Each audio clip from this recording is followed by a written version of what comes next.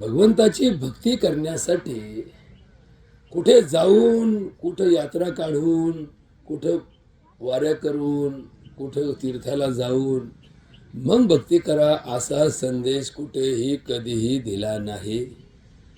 सावतामाळ्याने आपल्या समस्त समाजाला एकच संदेश दिला की भाऊ, तू ज्या कामात आहेस, तू ज्या वावरात पिकवतोस, तू ज्या मळ्यात काम करतोस, त्याच मळ्यात तुला काम करता करता करता करता एक दिवस विठ्ठल भेटेल।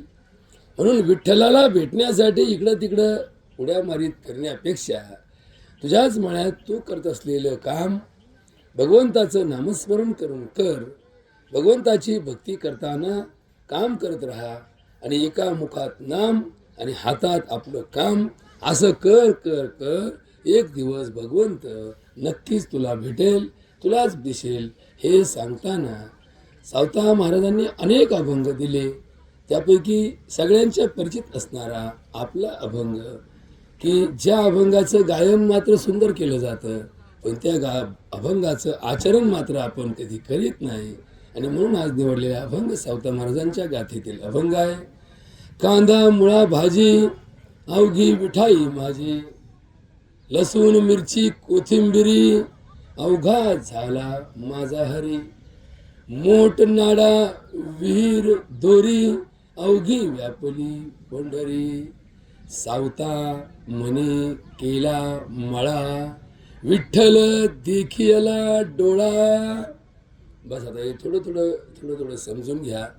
गायन काही मी गायक म्हणून नाही आलो, याचा अर्थ आणि याचा सार्थ परमार्थ तुम्हाला मी सांगायला आलो। आपण आयुष्यामध्ये काही वेळा विनाकारण काही गोष्टी करतो, ज्या गोष्टी करायच्या नाहीत त्या गोष्टी करत बसत नाही।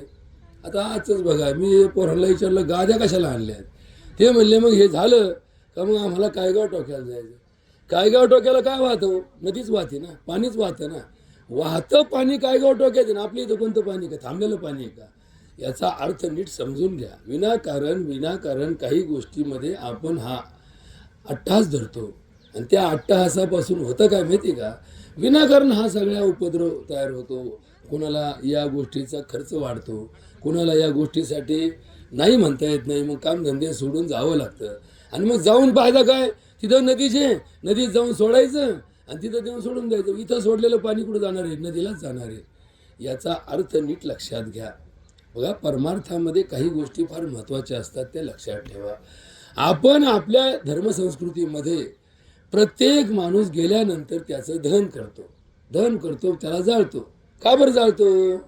कारण ती व्यक्ती जेव्हा सदेह आपल्याबरोबर असते, शरीराधारी माणूस आपल्याबरोबर राहतो, आपल्याशी बोलतो, आपल्याबरोबर वागतो, आपल्याबरोबर त्याचा व्यवहार होत असतो।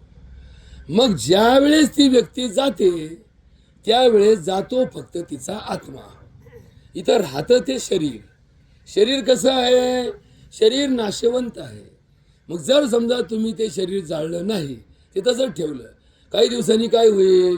ते हळूहळू खराब होईल, सडेल, त्याच्यापासून दुर्गंधी सुटेल, त्याच्यापासून उपद्रव होईल आणि मग आपल्या मनात त्या माणसाबद्दलच्या भावना